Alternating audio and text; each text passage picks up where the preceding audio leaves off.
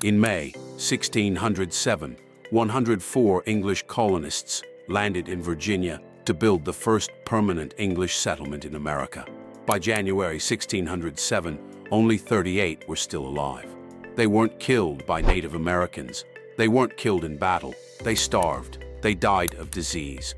And in the worst winter, they ate their dead. This is the story of Jamestown, where the American dream almost died before it began. On April 26, 1607, 3 small ships entered Chesapeake Bay after 4 months at sea. The Susan Constant, the Godspeed, and the Discovery, carrying 104 men and boys, not a single woman. Their mission: establish England's first permanent colony in the New World and find gold. They'd been sent by the Virginia Company, a business venture. Investors back in London expected profits. The colonists expected easy wealth. They thought Virginia would be like the Caribbean: warm, friendly natives, gold everywhere. They were catastrophically wrong about everything. On May 14th, they chose a site: a peninsula on the James River, easily defended, deep water for ships. It seemed perfect. They named it Jamestown after King James I.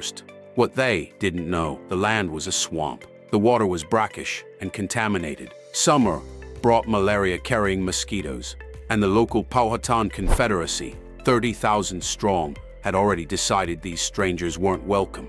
But the colonists didn't care about any of that. They were too busy looking for gold. The first few weeks, nobody planted crops. Nobody built proper shelter. Instead, they dug holes looking for precious metals. They found nothing, and by then, it was too late. Summer 1607 was hell on earth. The colonists had brought food for a few months, expecting to resupply from friendly natives or find abundant game. Neither happened. The Powhatan watched these strange men build their fort, and they decided to wait. Let the forest, the river, and the summer kill them. No need to waste arrows. By August, men were dying every day. The water from the James River was salty and polluted. Drinking it caused dysentery. The swamp bred mosquitoes carrying malaria. The colonists had no immunity. They also had no farmers. Most were gentlemen who'd never worked with their hands. They'd brought goldsmiths and jewelers, but no one who knew how to grow food or hunt. One colonist wrote, "Our men were destroyed with cruel diseases, such as swellings, burning fevers, and by wars. But for the most part, they died of mere famine." By September, half were dead. The survivors were too weak to bury the bodies properly. They threw them in shallow graves or into the river. The fort became a charnel house of death and despair. Then, in September, something unexpected happened. Captain John Smith, one of the leaders, was captured by the Powhatan. He should have been executed, but according to his account, Pocahontas, the daughter of Chief Powhatan, saved his life. Whether this story is true or exaggerated remains debated, but what definitely happened next: the Powhatan began trading food with Jamestown. Corn, beans, and meat kept the colony alive through that first winter. Without Native American food, every single colonist would have died. But this uneasy alliance wouldn't last. The winter of 1609 to 1610 became known as the Starving Time. By October 1609, the Powhatan had had enough. These English weren't leaving. They were demanding more food, cutting down forests, and their numbers kept growing as more ships arrived. Chief Powhatan ordered a siege. No more trade, no more food. Let them starve. The colonists were trapped inside the fort. They couldn't hunt, couldn't fish, couldn't gather. Venture outside and you'd be killed by Powhatan arrows. 500 colonists entered that winter. 60 survived. They ate their horses, then their dogs, then their cats, then rats and mice. They ate leather from their boots and belts. They ate any roots or nuts they could find inside the fort. And when all of that was gone, archaeological evidence shows they did the unthinkable. They ate their dead. In 2012, archaeologists found the remains of a 14-year-old girl. Her skull showed marks of desperate attempts to extract her brain. Her leg bones were cracked open for marrow.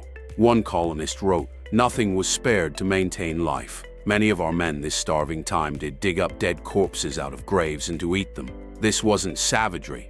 This was survival." Human beings pushed past every limit. By May 1610, When a supply ship finally arrived, the survivors looked like walking skeletons. The new arrivals were horrified. They voted to abandon Jamestown entirely. They loaded everyone onto ships and began sailing away. The colony was dead. America's first chapter was over before it really began. But then, as they sailed down the James River, they saw something in the distance. More ships coming upriver. The new arrivals were led by Lord de la Warr, the new governor. He brought supplies, soldiers, and orders. Turn around. Jamestown will survive. The colonists went back, broken, traumatized, but alive. De la Warr imposed military discipline. Work or you don't eat. Plant crops, build real shelters, defend the fort. No more gentlemen, everyone works. Slowly, desperately, Jamestown stabilized. But it still wasn't profitable. The Virginia Company investors were furious. Where's the gold? Where's the return on investment? Then, in 1612, John Rolfe did something that changed everything. He experimented with tobacco seeds from the Caribbean. Virginia's native tobacco was too harsh for European taste. But Rolfe's West Indian variety, smooth, mild, perfect. He planted the first crop, sent samples to England. It was an instant sensation. Suddenly, everyone in London wanted Virginia tobacco. The price soared. Colonists who'd been dying could now get rich. Within a few years, tobacco was growing everywhere in Jamestown, in the streets, in the marketplace, even in the fort's courtyard. The colony had found its purpose. Not gold, not glory, tobacco. But tobacco required massive labor. The colonists couldn't do it alone. They needed workers. At first, they used indentured servants from England, poor people who'd worked for years in exchange for passage to America. But in 1619, something else happened that would shape America forever. A Dutch ship arrived carrying 20 Africans, taken from a Portuguese slave ship. The colonists bought them as indentured servants. It was the beginning of slavery in English America. The seeds of America's greatest tragedy were planted in the same soil as tobacco. Jamestown survived against impossible odds. From 104 colonists to 38 survivors to thousands. From starvation to prosperity. From death, trap to foundation. By 1619, Jamestown held the first representative assembly in America, the House of Burgesses, the first seeds of democracy. By 1620, the first English women arrived. Families formed. A real society began. But this success came at terrible cost. The Powhatan Confederacy was pushed from their land. Diseases brought by Europeans killed thousands of Native Americans. War followed. Entire tribes disappeared. And slavery, which started with 20 people in 1619, would enslave millions and tear America apart in civil war. Jamestown's legacy isn't simple. It's not just the foundation of English America. It's where our best hopes and worst sins were born together. Today, Jamestown is an archaeological site.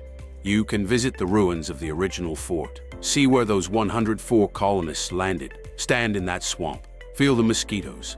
Imagine having no food, no water, surrounded by people who want you gone, and somehow surviving. The colonists who lived through Jamestown weren't heroes. Many were greedy, brutal, and desperate, but they refused to die. They endured things we can barely imagine, and their survival, however flawed, made everything that came after possible. Every American city, every town, every family that came later could only exist because 38 people survived that first terrible winter.